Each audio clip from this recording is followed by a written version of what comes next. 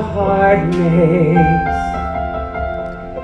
when you're fast asleep.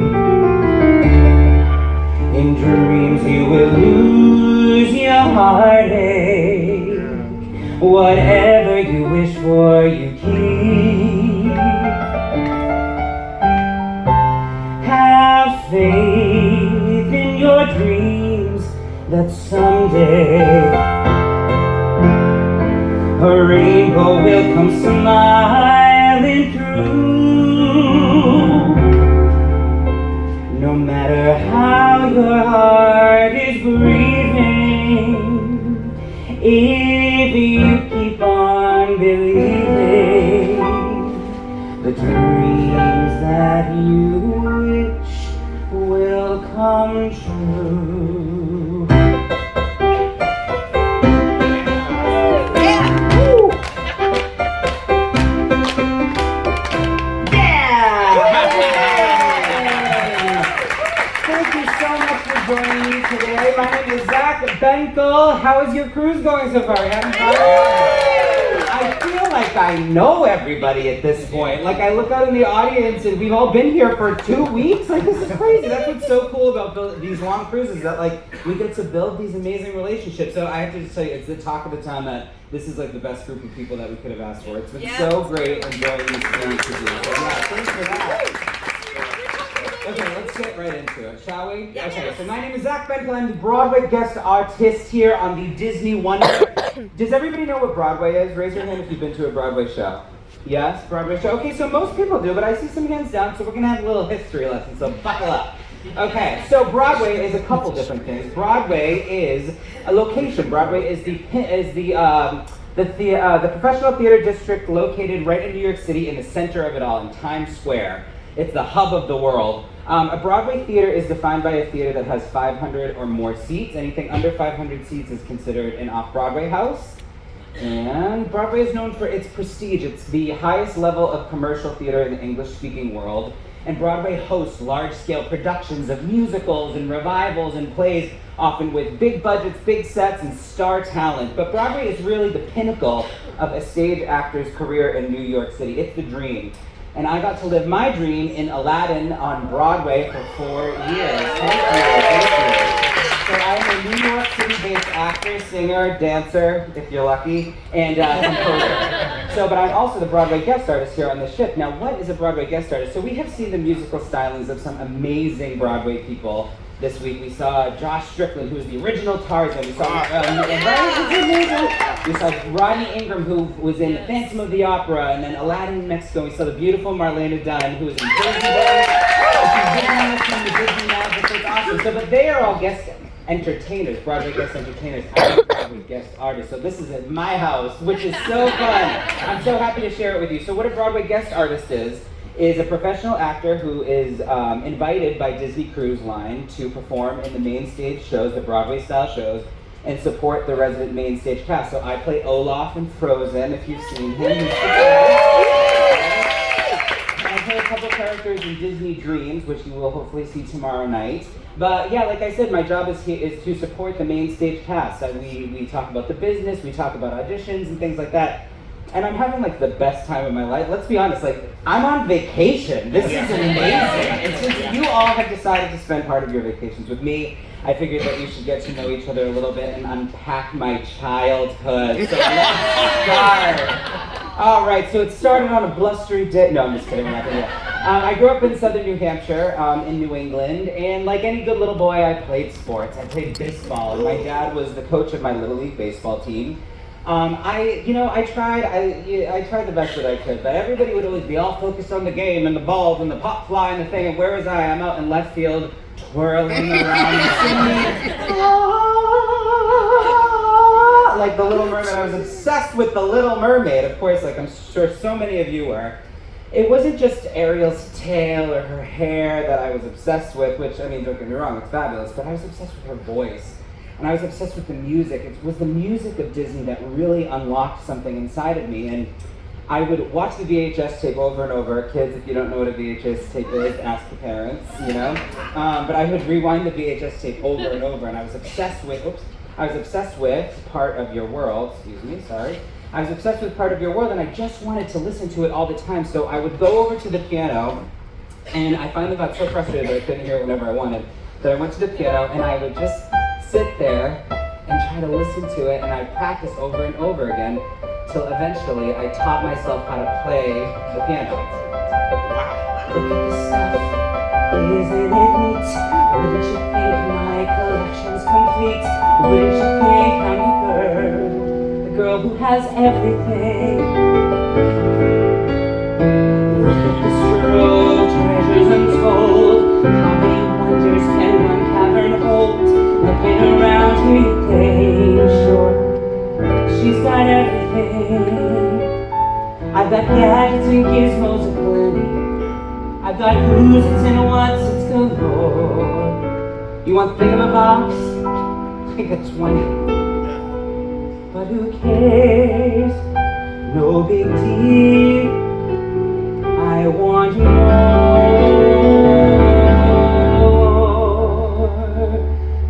I wanna be where the people are. I wanna see them dancing, walking around on those, what do you call them? Oh, up where they walk, up where they run, up where they stay all day in the sun. Wandering free, wish I could be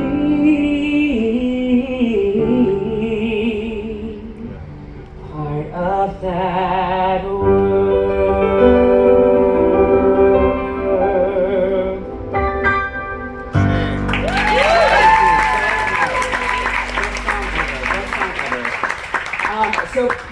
Luckily, I had the most supportive parents in the entire world. They quickly got me involved in children's theater. So I started to do shows at the Peacock Players in Nashua, New Hampshire, and these are some of my earliest headshots. So I think we got 10 years old, we got 12, we got 14 and 16. So I started at a very young age. As soon as I showed this interest and spark in music and theater, my parents got me right involved. So the Peacock Players, it was an award-winning children's theater in southern New Hampshire, and I probably did 30 different shows from the time I was in 5th grade to the time I graduated high school. One of my favorite roles was Horton the Elephant right here in Seussical the Musical. And so not only was I performing on stage, but Peacock had a youth division, and so that was like the theater for the youngest children of the group.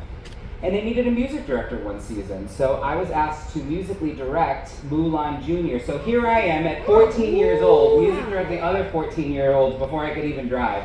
So I got started pretty early, which was great. Peacock fostered my talents. I was surrounded by the most talented kids and directors, and I was a sponge. I just wanted to be just like them. I really take some of those basic lessons that I learned way back then, and I apply them to my professional jobs today. I mean, it was just amazing.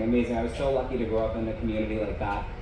And, you know, Peacock was really the Broadway of New Hampshire, but what Peacock lacked in budget, they made up for in ambition. 7 of us made it to Broadway. I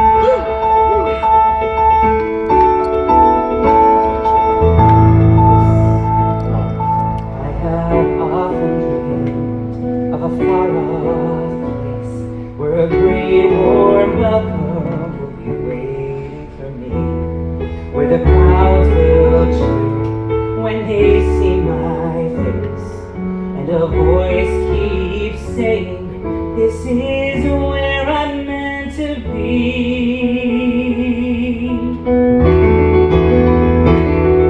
I will find my way, I can go the distance, I will search the world, I will face its harms, I don't care how far, I can go the distance till I find my hero's welcome way.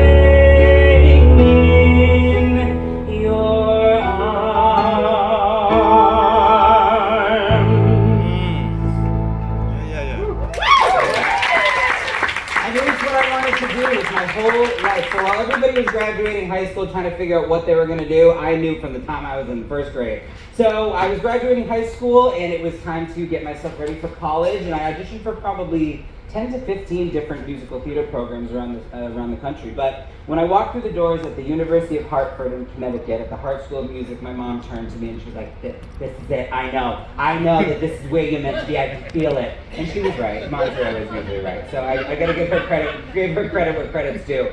I attended the Hart School of Music and obtained a BFA in musical theater, and I was surrounded by theater 24/7. I was just surrounded by 25 of the most crazy talented classmates that I could ask for. The teachers were all theater industry professionals, and it was awesome. We learned about stagecraft, we learned about sets and costumes, because to put on these big productions, you need to understand how everything works. I mean, it really does take a village to put these shows together. So here's some pictures from college. One of my favorite roles was Barfay in the Spelling Bee, 25th Annual Putnam County Spelling Bee, which is actually going to be on return to New York to Off-Broadway this season. So if you find yourself in the city, you should go see it. It's a really funny show.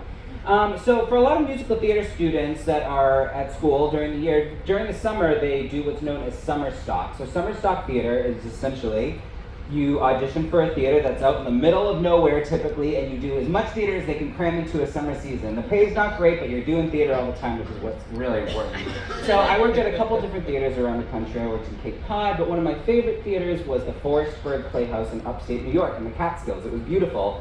We did 8 shows that summer season, just back to back to back. And then we also did youth theater productions too. So that was another opportunity where I was invited to be the musical director for the kids programs, and I actually had the opportunity to compose my own musical. I did a musical adaptation of Sleeping Beauty, and that was kind of my first foray into musical composition. So a typical schedule, a typical day at the Forestburg Playhouse was you wake up at like 6:30 in the morning, you have breakfast, you rehearse the children's show in the morning, then you spend the majority of the day rehearsing show number 2, then you eat dinner really quickly, and then you perform show number 1. You finish that show, run across the campus to where the restaurant is, and you do a cabaret while you're simultaneously waiting tables for the patrons that just saw you perform the show. And then you pack up into a van, go to your cabin where you share a bunk bed in a room with 5 other people, and there wasn't air conditioning, and you make $200 a week. But you're doing theater all the time. And it was one of the best summers of my life. It was so much fun. So here at Forestburg and back at school, I was, like I said, surrounded by insanely talented people where I just was learning so much. And I could not stand here today if it was not for the teachers that got me to this point. I mean, we're just so lucky to have amazing educators in this industry. But I would be remiss if I didn't bring up one person in particular, my teacher, Kevin Gray. He was a Broadway legend. He played Scar in The Lion King on Broadway. He was the Phantom in The Phantom of the Opera, and the engineer in Miss Saigon. An amazing teacher who taught me so much, not only about acting, because first of all, his acting style was so palatable and just like digestible for me that it's the #1 acting style and technique that I apply for work today. But he trained us on how to be good members of this industry and of this business, and he would give us all these little anecdotes and things to kind of follow, and he used to tell us, you are enough. You are enough. And so to a group of wannabe actors that are just breaking into the industry, you feel like you have to change things about yourself so that you fit the mold, so that you get cast. I'll do whatever you want, just cast me. But by Kevin reminding us that we are enough as we are, it helped us believe that our differences were actually our strengths, and if you just focus on the things that make you unique and different, that's when the magic happens. That's when the work is really going to come to you.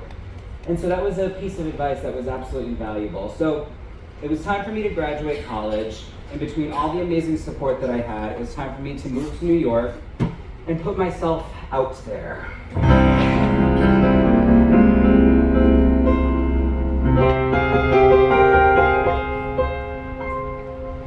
Safe behind these windows and these parapets of stone, gazing at the people down below me. All my life I watch them as I hide up here alone, hungry for the histories that show me. All my life I've memorized their faces, knowing them as they will never know me. All my life I wonder how it feels to pass a day not above them, but part of them. And out there, living in the sun, give me one day out there. All I ask is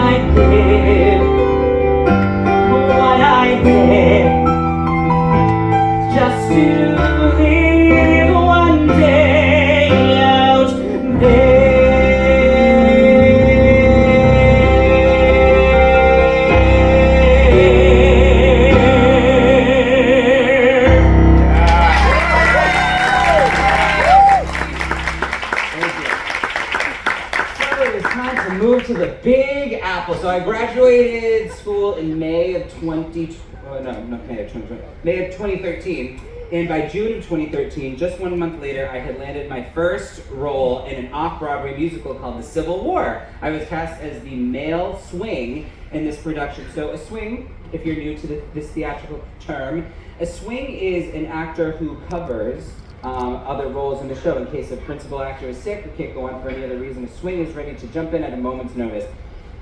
Swings are the backbone of the theater industry, I have to just say. So we have male and female swings here on this ship that cover upwards of 15 tracks, like just for one person. So they are truly like the saviors of everything. If you meet a swing on board here, give them a hug, because they probably need a hug. No, they're great, they're great. We love our swings here. So yes, I covered those three characters right there. And I did go on one time, and I wish I could tell you more about it, but it was the most terrifying thing that I have ever done, and I absolutely blacked out. I totally don't remember a thing about it, but I didn't get fired, and we bowed, and the show happened, and they're like, you guys did a good job. I think I did. It was a great experience. Just it's a high stakes, it's a lot of pressure. Shortly thereafter, I got cast in my first national tour of a children's musical called Henry and Mudge. It's about a little boy and his dog. Yes, I played Mudge, yes, that is the dog, and yes, I did wear a dog suit. Yes, thank you so much.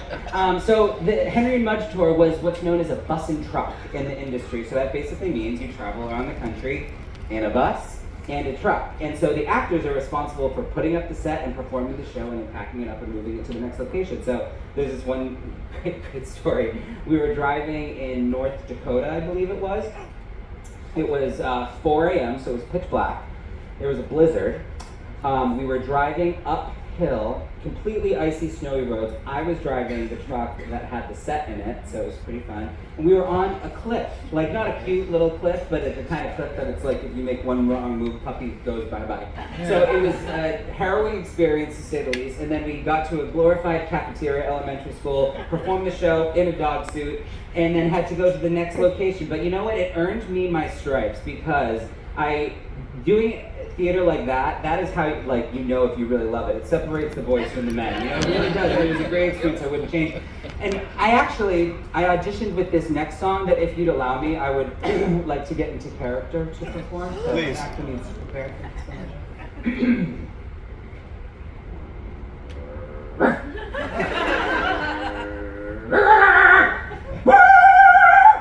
Okay, thank you so much. Thank you. Thank you so much.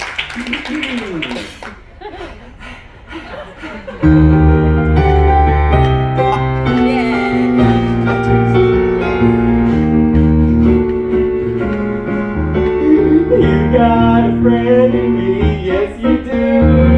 You got a friend in me. When the road looks rough ahead and you're miles and miles from your nice warm bed, you just remember what your old pal said. Son, you got a friend in me. Yes you do, yeah, you got a friend in me. Yes you do, you got a friend. Come on. Now, we're going to do a little acting exercise. On the count of 3, I want you all to give me your best dog howl. I want big dogs, little dogs, mean dogs, nasty dogs, happy dogs. Let's hear it. Ready? 1, 2, 3. Thank you.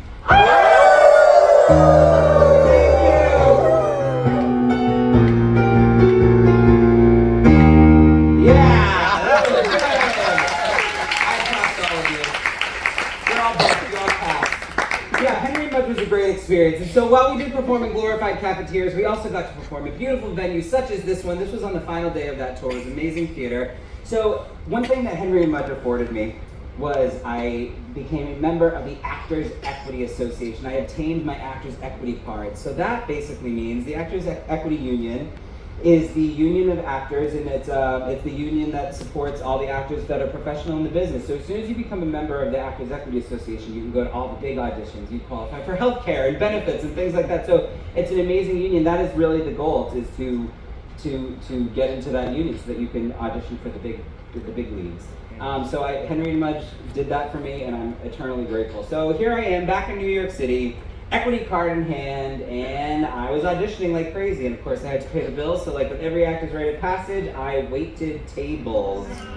Yes, I waited tables in New York City, and at first I really, really liked it because I got to connect with people, and it was fun to be in the hustle bustle energy of New York City, but after a couple months of auditioning and pounding the pavement and not actually booking the job, it felt like waiting tables became my full-time career, and so I started to get a little jaded, you could say. I mean, the clientele was intense, so some people put you through the ringer. Like, I had this one woman who sent back her salad for being too green. I came to her and she goes, "What is this? It's too green." I was like, "Well, ma'am, you did order the green goddess salad." And she's like, "I just don't like it, take it." "Okay, thank you, check." And there's another funny story. It was probably 2 in the morning at this very fancy restaurant on Fifth Avenue, and this group of girls came in, and they were all having a really good time. And I had a crazy, crazy day, so I already had a little bit of a chip on my shoulder. So this table ordered a bunch of food. Of course, it didn't come out in the amount of time that they would have liked. But we finally got the food, and one of the girls says, "Can we have like 15 sides of ranch dressing?" And I was like, "Oh, well, like the kitchen's closed and we're closing up, so I'm just gonna bring you a bottle and you guys can change." She goes, "No, we want 15 sides of ranch." I said, "Then you can go back in the kitchen and get it yourself." It wasn't one of my finer moments. I'm not proud of it. But like I said, I got a chip on my shoulder. I got a little attitude-y. I got a little vicious. Waiting tables made me a little nasty. You could say it even brought up my inner Disney.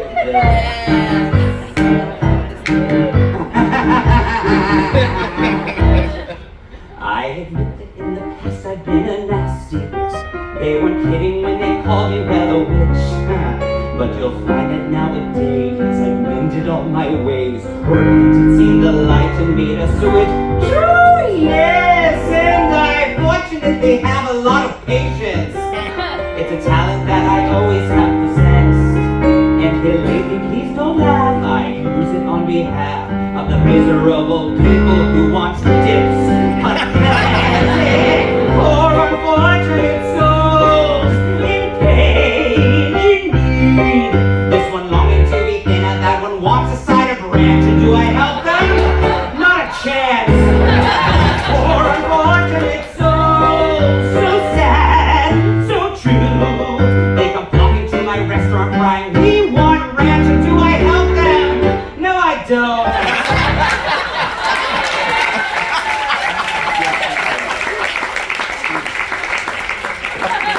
So fun fact, that's the only job I've ever been fired from. Turns out that the ranch table was friends with the owner. So whoopsies! But everything happens for a reason, and shortly thereafter, I was cast on my first cruise ship contract. Love a good cruise, don't we? Okay, so I got cast on the Pride of America, which was Norwegian Cruise Line's prime ship in Hawaii. They're still sailing today. We have some people from Hawaii. The Pride of America still cruising around the islands today. It was a great contract. I played hula dancing Elvis, if you could believe it.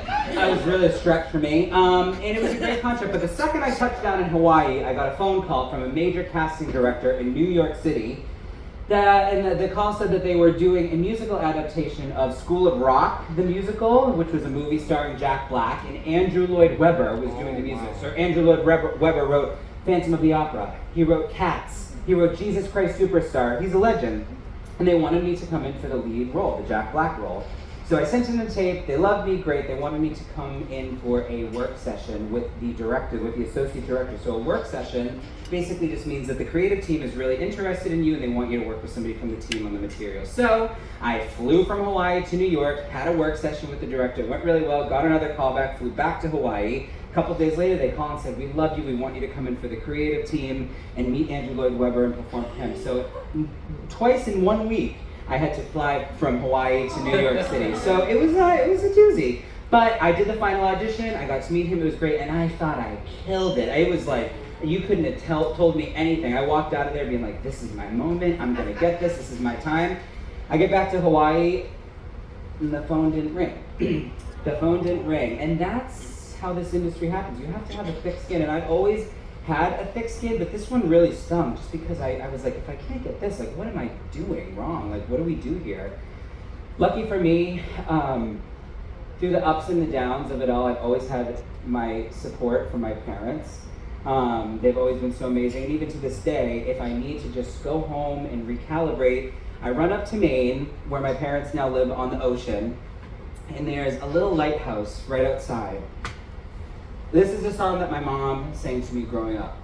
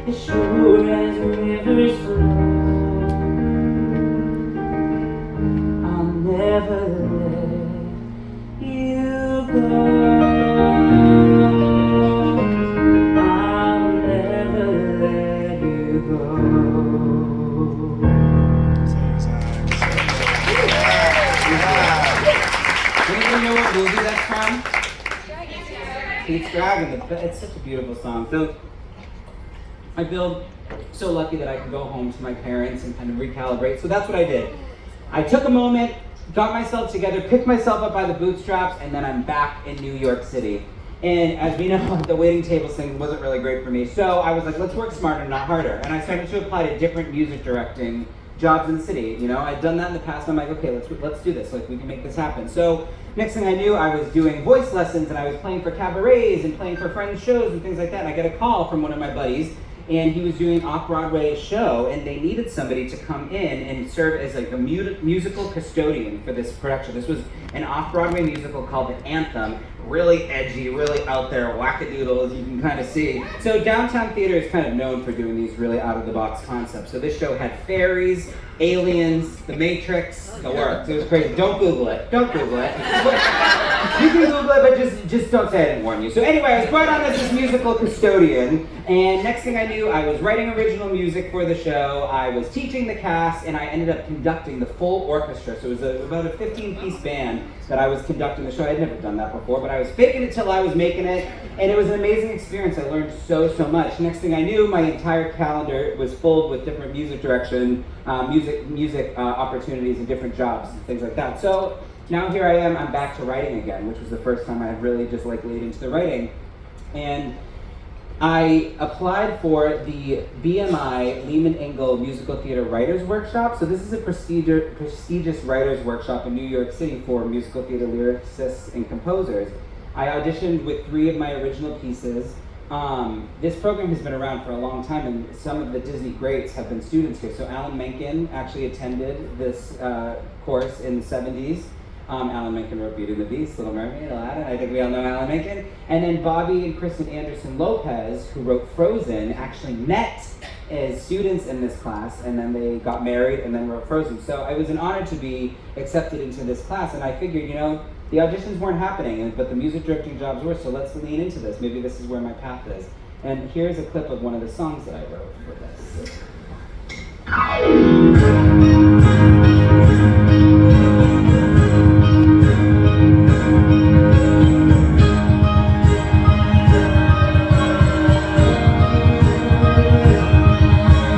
Long waiting till when can you stay? It's a job, not a race, at least that's what they say. So I guess this whole puzzle is a game that I'm willing to play.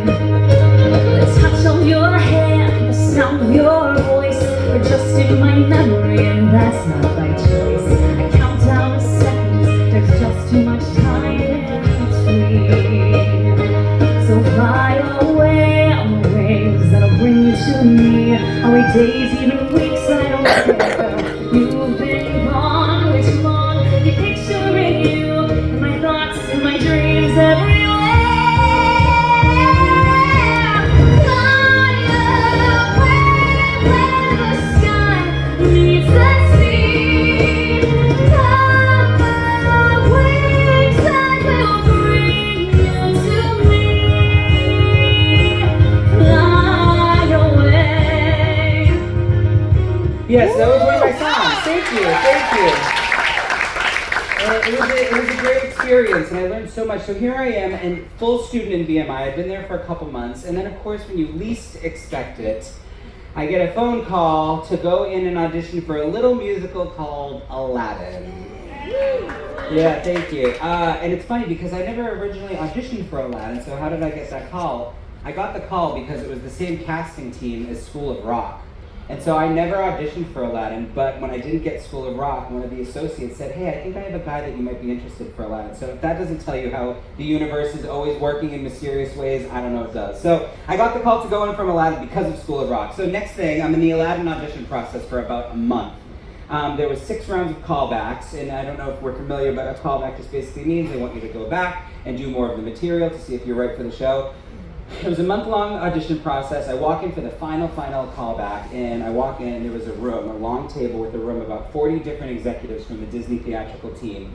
The director thought it would be a great idea to have all the actors who were up for these particular roles come in the room at the same time. He had all of our headshots lined out on the floor, and he would go, Zach, Mike, John, do the scene. So we all had to watch each other do the scene that we were competing against each other. It was crazy. But everybody's super talented and very supportive. But anyway, so I go up and do my scene, and the director picks up my headshot, and he goes, that was great, Zach, that was great, but just do less. Like, you don't have to do as much. You are enough. In my final audition, you are enough. Thank you, Kevin. It was an amazing, I got goosebumps. Anyway, so the audition was successful. Like I said, everybody was super supportive of each other, so we walked away being like, well, if it's not you, it's me. I wish you the best.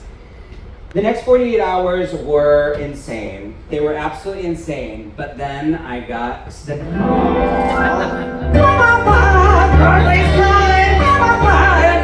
me. Well, Alibaba had them 40 thieves. Arizona had 1,000 tears. Master, you're in luck, 'cause obviously we got a brand that never fails. You got some power in your corner now, some heavy ammunition in your can. You got some punch pizzazz, yeah, who went housey. All you gotta do is rub that land, and I'll say, Mr. Aladdin, sir, what will your pleasure be? Let me take your order, jot it down. You ain't never had a friend like me. No, no, no. Life is your restaurant, and I'm your maitre d'. Come on, whisper what it is you want. You ain't never had a friend, never had a friend. You ain't never had a friend, never had a friend. You ain't never had a friend like me. Oh no, here we go. You ain't never had a friend like me. Woo!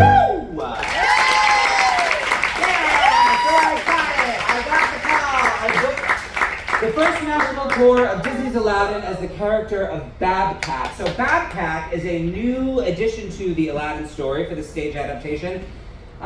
In the stage version, Aladdin has 3 best friends. We have Babcat, Kasim, and Omar. So Kasim is the one in the red. He's the leader. He's the hothead of the group. He's the big brother, if you will. Then we have Omar, who's scared and nervous and shy, but he's got a heart of gold. And then you have Babcat, who is dry, sarcastic, chubby, lovable, and always hungry, and a bit of a diva. So as you can imagine, it was quite the stretch for me. Yeah, it was a great character. So the fun thing about these guys is they were actually written for the film adaptation 30 years ago, and they were the original concept that Aladdin was part of this gang of brothers. and they were all street rats together. But they decided to consolidate the personalities of these three to create Abu, when the story of Aladdin kind of went in a different direction. So these three characters were put in the Disney vault, but when Alan Menken said that they were doing the stage adaptation, he said, the only way I'll do the stage adaptation is if we revisit Howard Ashman's original concept. So then these guys came out of the Disney vault. We got to sing some material from the show that had been locked away forever. One of my favorite numbers in the show is a number called High Adventure. It's an 8-minute swashbuckling sword fight where we fought on stage with real metal swords, like real metal swords. I'm singing in the stratosphere with a 30-piece orchestra fighting 5 guys at one time. It was like pretty exhilarating. It was the coolest thing that you could ever do on stage. So that was one of my favorite moments in the show. There's my guys. I toured around the country for 2.5 years. We went to some amazing theaters, some of the biggest houses. It's actually funny. Every touring house that carries these big shows is bigger than a Broadway theater. So like I think the biggest theater we played was in St. Louis or Atlanta. It had 5,000 seats. I mean, it was crazy. Such a cool experience. And in March of 2020, I got a phone call that they wanted me to wrap up the tour and then go to Broadway and make my Broadway debut as Babcock. I repeat, that was March of 2020. Yeah. So instead of moving into my Broadway dressing room, I moved into my childhood bedroom. But I'm so lucky I have a great family. In hindsight, it was really lovely to spend that time at home. Let's fast forward to the spring of 2021. I finally moved back to the city and I made my Broadway debut with my parents in the audience. And thank you. And it really was everything I could have imagined it would be. I walked out on stage with friends on stage, and I really had that moment where I took it all and I felt the spotlight on my face, and it was really like that moment. We did it. All the highs and the lows, it was all worth it. So I was on Broadway for 4 years. My total run with Aladdin, I performed the show for 8 years in total, and I performed the show over 3,500 times. Yeah, it was crazy. So it was quite the accomplishment, and I'm really grateful for my time and experience with the show. It was amazing. But in September of 2025, it was time for me to hang up the fez, and as all good stories go, there are closings of chapters, endings of chapters, and new beginnings. And so now today, I am here with all of you on this amazing ship in the middle of the ocean, performing with these amazingly talented friends, people that I can now call my close friends. And I'm just so lucky. I'm so excited to see what's next. I'm so excited for all the things that are in store. So if you let me, there's one song that I didn't get to sing in Aladdin, and it's one of my favorites, and I feel like it really sums up my journey. So thank you for spending this afternoon with me. It's been awesome meeting you all, and this is Proud of Your Boy from the Broadway musical, Aladdin.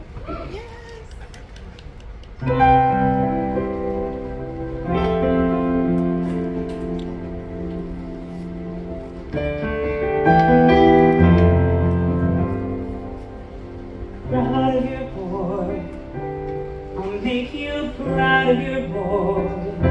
Believe me, bad as I've been, you're in for a pleasant surprise. I wasted time, I wasted me. So say I am slow for my age, a late bloomer, okay. I agree that I've been one lucky kid. Some sun, some pride, and some joy. But I'll get over these loves, messing up, screwing up times. You'll see, my now comes the better part. Someone's gotta make good, cross a stupid heart.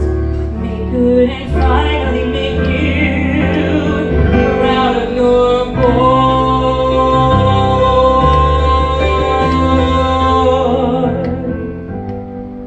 Tell me that I've been a louse and a loafer, you won't get a fight here, no man. Say I'm a gold brick, a goof off, no good, well that couldn't be all that I am. Water flows under the bridge, let it pass, let it go. There's no good reason that you should believe me, not yet, I know, but someday soon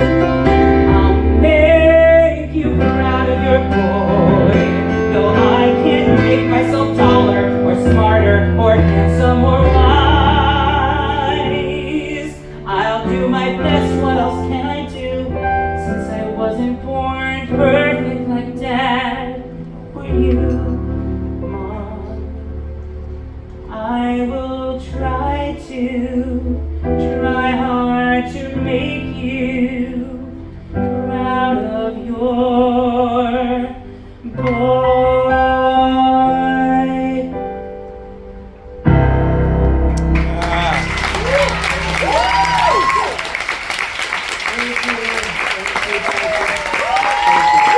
Keep that applause going for the incredible Zach Bencal.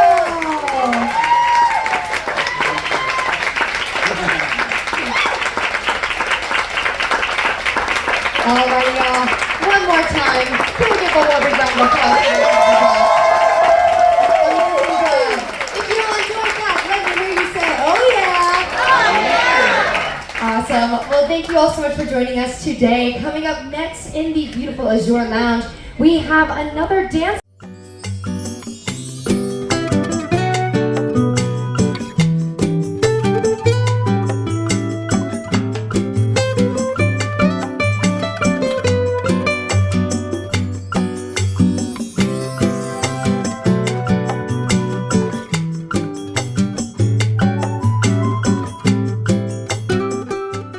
Song this evening, don't you think? Yes, love in the air tonight. I might think I'll have to find myself in front of the dance with you. All right then. Look how she lights up the sky. Very bright.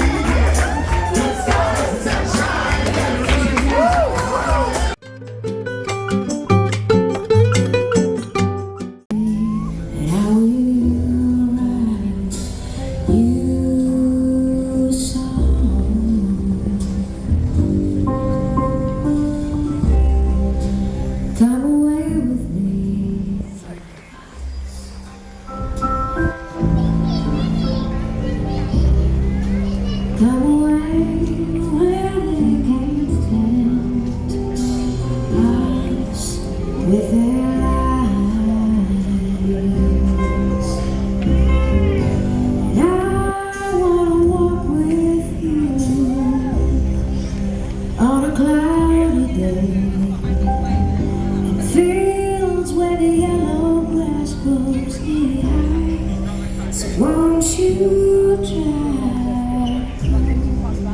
Come away with me to kiss on a mountain top. Come away with me tonight. Never stop loving you.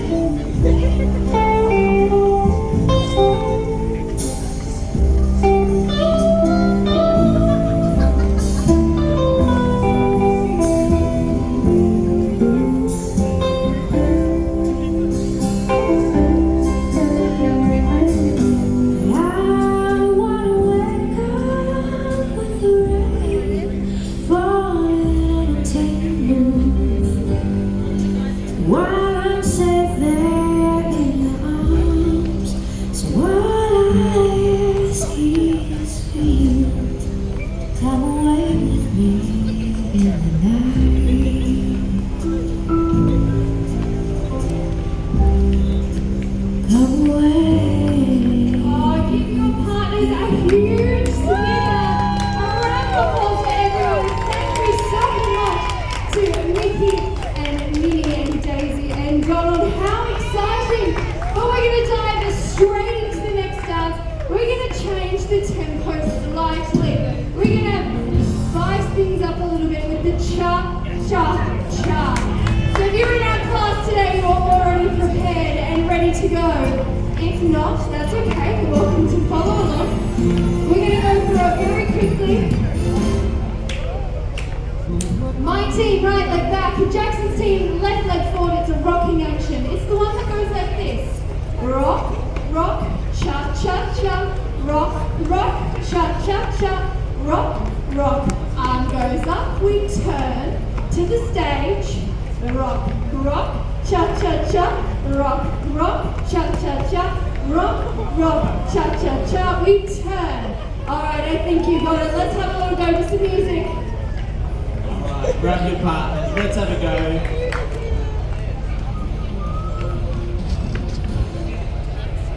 Very nice. Now try and your double hand hold or your boring position if you've done it before. Alright, very nice. Let's have a go. Left foot forward, right foot back. 5, 6, 7, 8. Cha-cha-cha. Dance with me. Arm goes up. Turn. Like a lazy ocean hugs the shore. Swinging All turn. like a Start again. bending in the breeze. Bend with me, swing with me. When you dance, you have to bear with me. Stay with me, swing with me. This dance is like me on the floor. Different eyes will see only you. Only you have magic technique. When we swear And then the other steps you learn. I can hear the sound of violins Cha-cha-cha. long before Cha-cha-cha. we begin. Make me feel so you know how. Swing with you, swing now. Cha-cha-cha.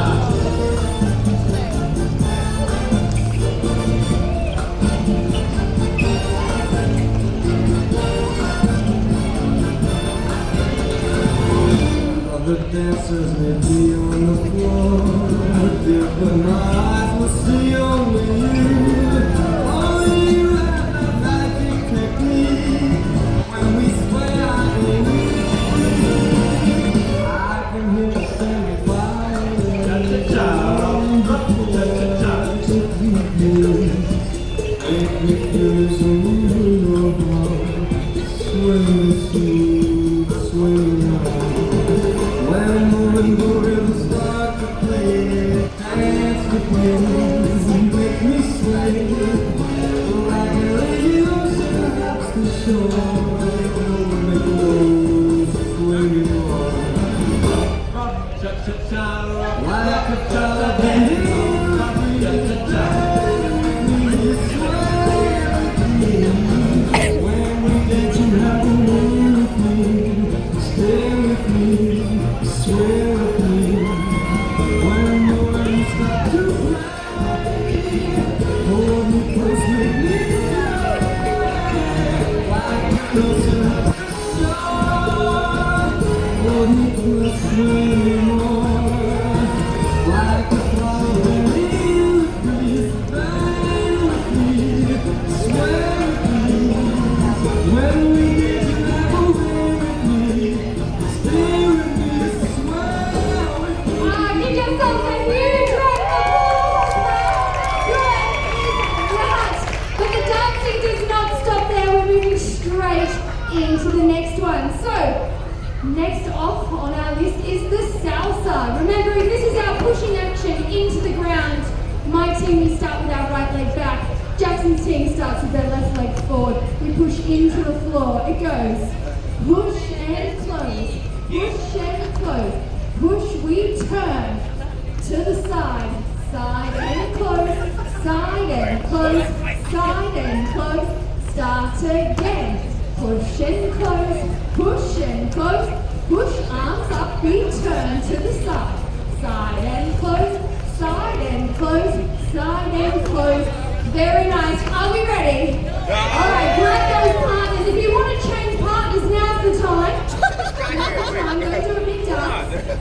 Now's the time to change. But if you like your partner, you can stay together. Stay home. Let's try it all together. Let's just look at it first. And we'll get it. Alright, wait for it. It's coming. Have a little room. We've got to give an intro. Don't rush, don't rush.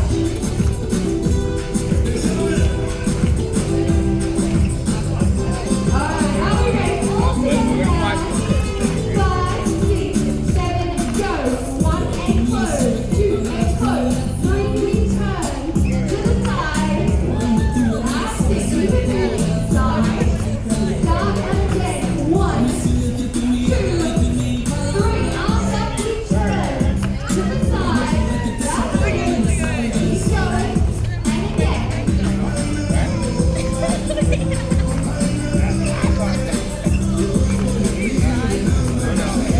it.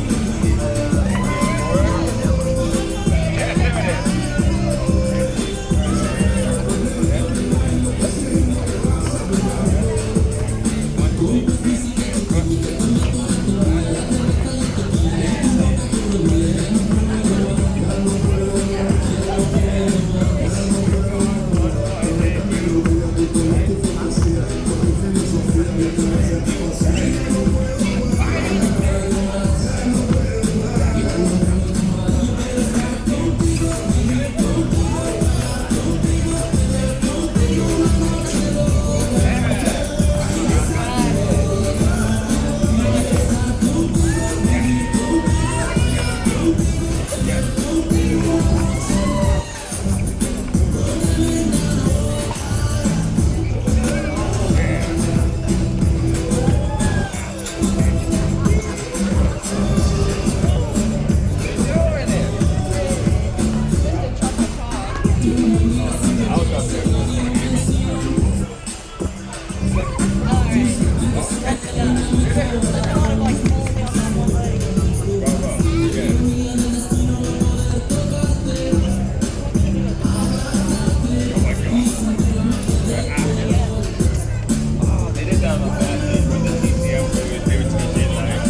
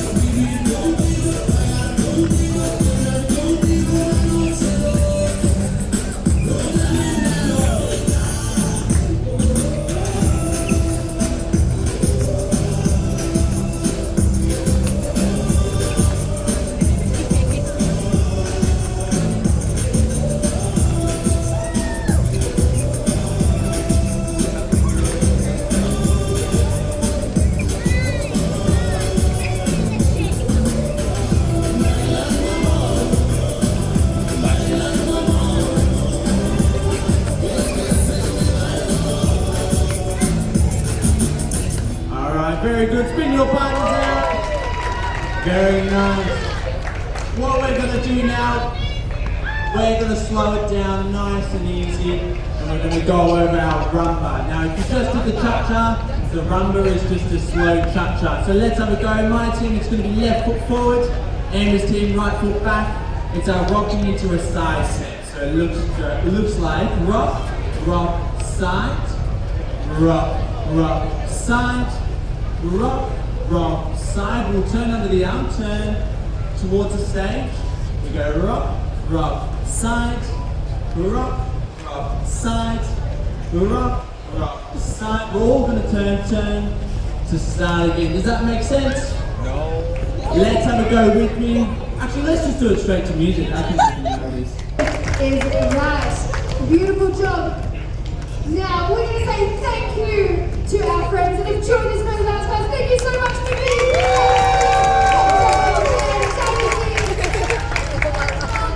Thank you so much for joining in. Although don't you guys go anywhere, we're going to keep the dancing going and dive straight into our tango.